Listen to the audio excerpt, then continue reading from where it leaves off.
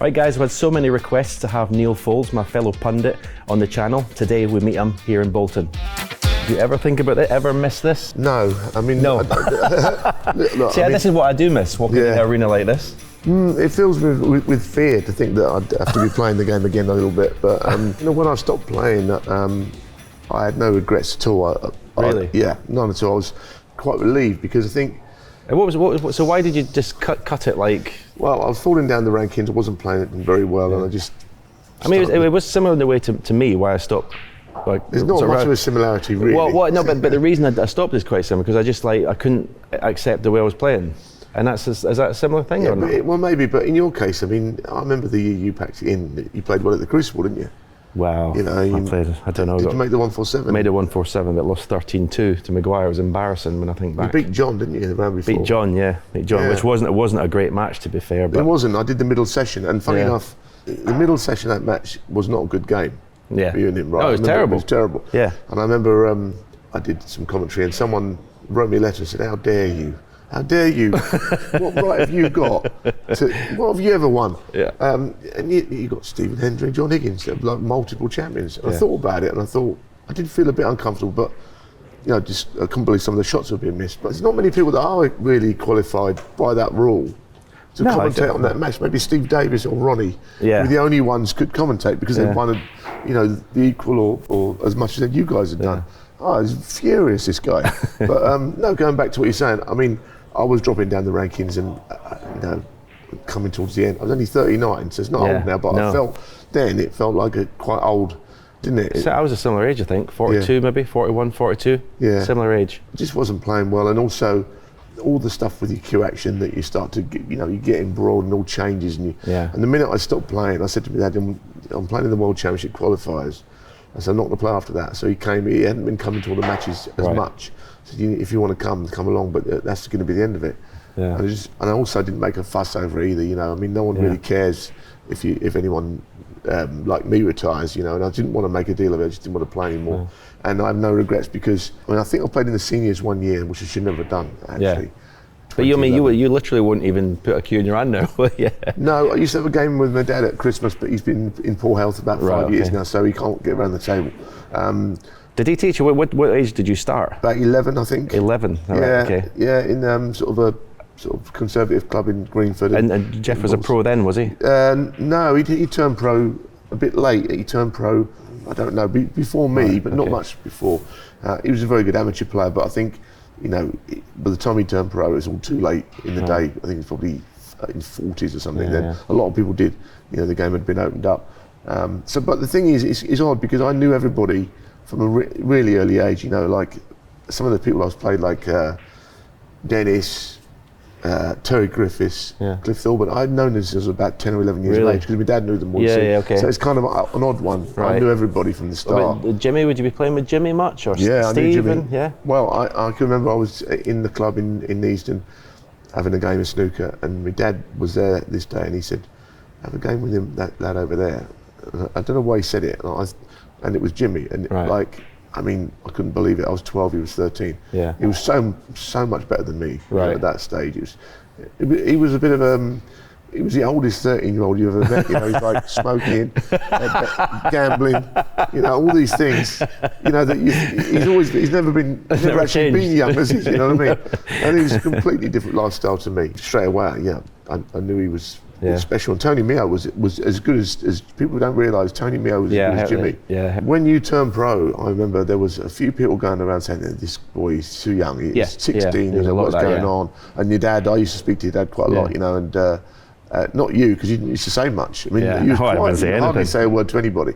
But I didn't realise what we were dealing with at the time. I did seem young, 16, and you were only quite small as well. I thought, he don't look like he's ready. But then I found out you were because we played in that match. Well, that always comes up, doesn't it? I know. Well, I always remember it because I'd beaten Barry West in the first round, and then I beat Graham. Well, Graham Miles was the first sort of name that I ever bet because obviously he was on Pop Black and stuff. Then I beat Silvino, who was a top 16 player. And then I'm playing you at the Mercantile Credit, wasn't it, at Warrington? It was Warrington, yeah. I always remember the break. It was 5-4 you beat me, but the break you made in the last frame was unbelievable. You made a 50 or 60 with just blues. I remember it, and I do remember it, but I do remember before the match thinking, well, So we know it's going to be a tough game. And then when he lost, I thought, well, get in. You know, he's lost his 16-year-old kid. Now I'm going to find out what he's like. Is it going to be no good? And I think I won the first 2 frames. And then you played some good snooker. I never beat you after that. I think I drew in a couple of Premier League games. So I only beat you when you was at that age. But you know, it was obvious straight away you were going to be good. And I've said this to you before, but after the game, somebody from the press asked me what I thought of you. I was a great player. And then your mother sent me a letter. Yeah, right. Yeah, wrote me a letter saying, "Oh, you're very kind to my son. What a nice man you are." Saying he's good, because not everyone thought that. You know? Yeah. Not everyone thought that. No one really knew what to make of you. Yeah. But so you were part of the Matchroom team, weren't you? So what was that like being like? Because Steve was obviously the man then, wasn't he? Because we travelled. You to came to Asia together. Yeah, that's right. Played in Hong Kong and all those places. That club in Hong Kong, but Steve was amazing because he's very down to earth. He's quite aloof, Steve, isn't he? You know that. I mean, you get on very well, Steve, and I like Steve, but he doesn't go out of his way. But if you do speak to him, he's very nice, very warm. Yeah. But he wanted almost. He didn't have all the flash cards that other people had. Like, you know, I remember I've told this story before again, but you know, we had a photo shoot. Barry had a place in London. We had to go to it. Steve was a bit late for it, and he said, "I've had to go and get my car MOT'd." What did Willie say? He said, yeah. Willie said, "MOT, what, you've got a car that's 3 years old?" He goes, "Yeah, it's 10 years old, actually." But the thing was, he was proud of it because he knew that he was going to destroy you on the table next time. That's all he cared about. The car, he almost wanted the car not to be any good because that wasn't what he was about. You know, he wanted to just beat you on the table, and he was never going to change, and it was hilarious. But what about the singing? You roped into that video, the Romford rap or the snooker loopy. I had to wear a yellow suit. I mean, I drew the short straw. I had to wear a yellow suit, yeah. At the Hippodrome, you had to do a live thing at the Hippodrome or something, didn't you? Well, we'd come back from China in the morning and we shot the video. Can you believe? I'm even saying this coming out of my mouth. We shot the video, at the Hippodrome, and at night we had to do it live on the stage. And I mean, we'd had a few drinks by then and couldn't do it any other way, really. Yeah, it's totally embarrassing. and I can't look back at that. You know, if ever you think about looking back at some of the things you've done, any fondness? No, it's not. I mean, I can't even look at that video now. You know, no, I mean, I think me dressing up as one of the Ugly Sisters on Big Break is like almost on a par. I've seen those pictures. Almost on a par. Where would be this? Obviously, in the Champions venue here. What would be your favourite venue? Is it obvious the Crucible? Yeah, I mean, to play. I mean, I thought Goss was great. Goss was great. Yeah. I played Alex there. Right. I think did he beat you in the final? Yeah. On one leg, because he beat me earlier that week. Well, you say one leg. I mean, like I was 4-0 up, and honestly, he was like this going around the table. Yeah, that's right. Yeah. Honestly, he started beating me, and he was like running around the table. I played him that week, and early, I think, first match or something, and the reception he got was, it's ridiculous. Yeah. Cheer him for about 5 minutes. And they were very respectful to me, but they didn't really want me to win. Fair enough. So Alex beat me, and I thought, she's rock bottom now. Bloke on one leg's beat me. You know, she's rock bottom, and because he won it, so I didn't feel quite as bad. I don't know how he won it that year, and then how did he beat you? I can't imagine now how he beat you at that time. You know, not many people did, especially if the crowd would have helped him, because you wouldn't have got too much support in there, would you? No. It's one of the most partisan crowds I think I've ever walked in, because I mean it was like the Lions Den anyway walking into that Goss, but playing against Alex, it was just like it was evil. I tell you another venue that's good. I haven't played there. You may have done. It's a modern day venue. I always go on about it. The Tempodrome. I played there in my last season. I actually beat Judd in my last season there. Did you really? It wasn't on the main. I beat Judd. I was in the first round, I think. We were on an outside one, the table.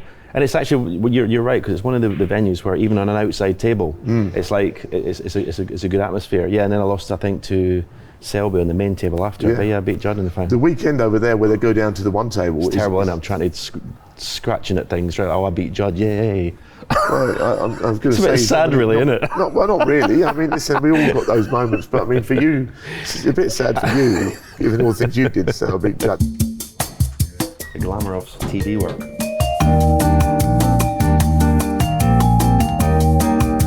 So this is where we sit and obviously watch all the games when they're playing. Did you watch it when you were a player? Because I find I didn't watch any snooker when I was a player, but obviously we watch so much now. I didn't watch as much, but I was one of these people that used to get, which sometimes if you were at a venue and there was a match went to a decider, you might sit up the back and watch it the last frame. But you didn't really watch it at all, did you? No interest. Would you be ever critical of yourself? I'd probably be hypercritical. I think people show you your golf swing and you think it feels good and it looks terrible. You like your cue action and stuff. But are you critical inside, or do you want to get it out, or do you try and be like? Well, I like to try and be objective now. I mean, it's very. Sometimes you just can't help but sit on the fence a little bit, but there's other times. I mean, look, missing balls is one thing, and everyone misses blacks off the spot. But it's when there's maybe a wrong shot or a poor decision. I think you can categorically say something was a poor decision. He should have done this, should have done that.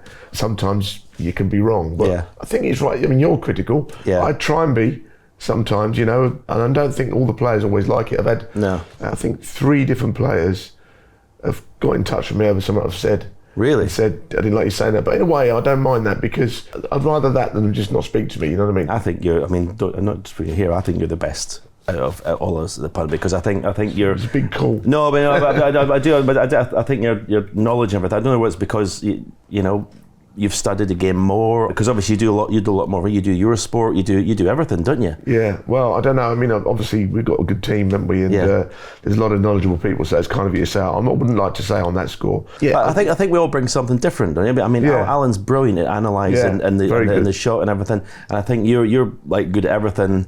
I think I'm good at just criticising people, but I think I know the shots people are going to play. You do know the shots, but I think it's good that we all bring something different. The problem is, I think when you're doing the commentary and stuff, you've never done this, but it's very easy to overtalk. It's very easy. Sometimes when you're really enjoying a match so much, you end up saying too much. You just cannot stop eulogising over some great shots. You very rarely do it, and it's quite uncommon, because most people, from the start, you've never done it. When you first did it, you just say what needs to be said.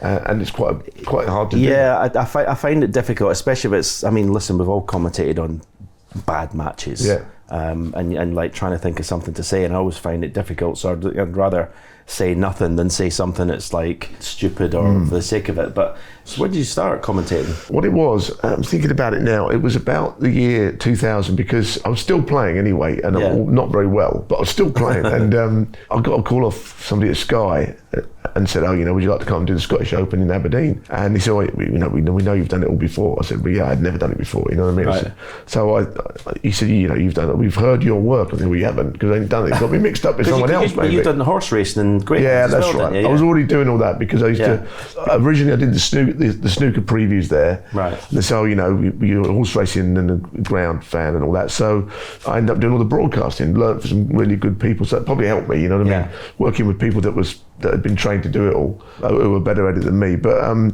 so they asked me to do a week, I think on the Scottish Open. It's certainly up in Aberdeen anyway, and that's where comms or studio or both? No, it was just comms then, just comms. Did you like it straight away, or? Because I must admit, the first time I did it, I was like, I actually found it more difficult than I thought I was going to do. I thought, this is easy. I play snooker, so I can just go in and talk about it. But it's not as easy as, you get a lot of players sort of criticise us, and they want to change the commentators because it's the same old, we say the same old bit, and then they come in and it's like they find this sort of saying the same sort of. It's not as easy as you think, is it? No, it's very easy from the sidelines, isn't it? But I wanted to do it because sort of my career was coming to an end as a player, and I kind of fell a bit out of love with the game, because there was all the problems in the game, as you know. My dad got involved in it, and we all know what happened. So I kind of had a little spell where I wasn't really watching snooker much before that. There's a couple of World Championships which I know who won them, but looking back now, I can't really remember them very well, because I wasn't really watching snooker much. So when the chance came, I wanted to do it, because snooker's in my blood, and it's something I know about, like we all do. It's all we know, isn't it, really? It's all we know, that's the thing. Whatever else you do, you can only be so good at, or proficient at something, but, been involved in snooker so long that I'd like to think we do know the game. Yeah, I mean, obviously, we commented. Well, you've commented on all the players through the years and matches. Any matches stand out? Or? Well, yeah. Well, actually, you can be quite recent with that. I mean, I actually thought that when Ronnie won the 7th, I know that's your expense in a way. No, that was great. It was great. it was incredible atmosphere, great emotions in there. There's been so many matches. Strangely enough, that one of the first Home Nations events where Mark King beat Barry Hawkins, and that sounds like a random match, but it was an amazing final. There was a frame there where just the pink and black were left for about half an hour, and Mark King was overjoyed to win something, and I didn't think it on paper looked like a great final, but it was just an amazing game. There's been loads of great matches, isn't there? These great finals, that are the ones, aren't they? I mean, you're big into the finals, and they are quite special. And when you see everything at the end of the final presentation and the player being so emotional and happy, I think that's what makes it worthwhile. The standards have obviously improved great. I mean, if you see, so you've commentated, you say you start commentating 2000 or something. I mean, you must have seen the whole standards just go. Well, the standard has gone up a lot. I mean, this is where without bringing it back to you all the time, but where you were so good is that you set your own standard back then, and everyone else was below that standard. Well, the standard's increased now. You'd have still been what you were, but there's no doubt the standard's improved. People think that maybe I'll be one of these people that say, I would be XYZ player, but I don't think I would. And the pockets at times were really big back then in some of the tournaments. People forget that. There's, nowadays the pockets are tight. Not really. I mean, I can remember a couple of years with those BCs where the pockets were ever so big, and they tightened them up a bit after that. But generally, when I turned professional, for instance, some of the players you were playing, you couldn't lose to. We're obviously here doing the Champions ITV event, so you did the very first ITV broadcast with Jill at 3 in the morning, 4 in the morning. It was a Chinese tournament. It was a haiku event, 2012. I'd never met Jill before, and there was Clive was doing it, Clive Everton, and it was just 3 of us. We had Peter Drury, who was a football commentator, who was doing the second table, and he did a good job because he knew nothing about the game, but he had broadcasting skills. We were early in the mornings. I'd never met Jill, and as I say, we're there, and this is going nowhere. This is a one-off. This is we're like showing pictures of a tournament that. Because you had to jump from the studio to the comm box and back to the studio, didn't you? Because obviously Alan and I, no one was doing it then. Maybe that's why they still have me here now, because they've got such a good team now. But maybe because of how it was at the beginning. And we did it, and we thought that would be the end of it, and then. Got the call that there's going to be a lot more, and some more anyway. The Champion of Champions, the first Champion of Champions, 2013. So it's been going 10 years now. You obviously, we mentioned briefly that you're in the greyhounds, the horses, the snooker. What if you had to pick? Say someone said you had to just pick one for the next. Well, not really, but I'm a massive cricket fan. Cricket as well, that's what I love. I'm absolutely. They've got enough people that are good at something, without people like me there. I mean, I have strong opinions on the cricket. My Twitter, loads of people unfollow me in the summer because all I do is moan about cricket, moan and groan, and all the stupid people say, I don't want to listen to this rubbish. It's not their game, but I've got other interests, sporting interests. Definitely cricket's my number one, but snooker to me, it's a big deal. I have felt that you can't be. What's the word? You can't just turn up and not do any research for me. I can't get away with that. Do you know what I mean? Other people might be able to get away with that. You see it in football. You might get one person who's, a bit of a. Well, I don't watch. I didn't really want to female Thai snooker players. Do you know? As soon as I'm saying it, I realise what I'm getting at is almost that. No, I think that genuinely on that argument, I don't agree with what Sean said. I thought, and I would tell you if I did. I just think that you are like the sort of joker in the pack, really, aren't you? You can do what you want, really, because you've won all those world titles. Joe Perry calls me a pantomime villain. Because my punditry. I'm just there to just slag everyone off and be the bad one. But I can't get away with that. Because otherwise, what is the point of me being there if I'm going to be like that? I mean, if you're just going to turn up and think, who's these people? I've never seen them play. I think we all, as I say, I think we all bring different things. I mean, like you and Alan, you know so much about this stuff because I have to ask you about who's won or who's done what in the season. Because if I'm not working ITV or BBC, I'm not really watching a lot. And I like to think I just say what I see, kind of thing. So I bring that side of it. So I don't profess to know every player in the game and what they've done, but. You never come out with any stats. I've never heard you come out with one stat ever, I don't think. Well, maybe you have, but I can't think of any. No, I can't. No, why would you? This is what I'm saying. Why would you bother? I can't even think of one now. No stats anyway. No, I mean, this is what I'm getting at. It's not your role. You carry a lot of weight in what you've done in the game. I don't think that's That's what it's all about. There might be the odd player I haven't actually seen, but I mightn't actually admit it on the programme. Well, the thing is, I got caught out, didn't I? I got caught in, and me, I just gave an honest answer that I'd never seen her play. So yeah, but no, fair enough. I think that's fine. I mean, I didn't agree with Sean. I think Sean just likes to be involved in, in something a little bit different. He wants to put himself out there, doesn't he? Yeah. That's what it is. Well, we're improvising with the light because obviously there's no play today. The studio will be a lot brighter. But I was going to ask you, what do you prefer, studio or comms? I think it's a good setup we've got here where we can do a bit of both. I mean, I do a lot of commentary for Eurosport on the events in China, and they're great. You have to get up very early because we're never there for the events. So coming and doing a bit of everything like we do here, actually, I really, really enjoy. I think it mixes it up, but I don't know which one's the most testing. Yeah, I think it's difficult to say which one you prefer because obviously comms, you're involved in the match. Yeah. You're in it because you're watching every shot and you're trying. Whereas studio, obviously we watch it up in the green room, pick some shots and come down and chat about it. So I think when it's a good match, I love to be in comms. Yeah. When it's a real good match, and obviously when you got two great, say you got a Sullivan or something, we all love watching them play and everything. And you got a final. I think it's good to be in the comms box. When I started with ITV, you obviously did it first. We used to be strapped into the studio, didn't we? Couldn't move. Yeah. You had to go for a wee or something. Yeah, you had to be unlocked and take time. But I remember the story. You remember when you and Joe cracked up on live TV? I was the best ever. I mean, I almost had to sort of control the thing. I forget what you said. It was something about Mark playing a shot with one arm or something. There was that one. Yeah, I don't know. It was something like that, and he played a one-handed shot. And Joe said that. Joe said, "Is that common for people to do that?" I said, "No, but not for people that have got two arms." But I didn't mean anything. I know, but it was just one of the, and then it just mayhem ensued. Neal, it's been an absolute pleasure speaking to you. Thanks, Stephen. Thanks very much for everything. No worries.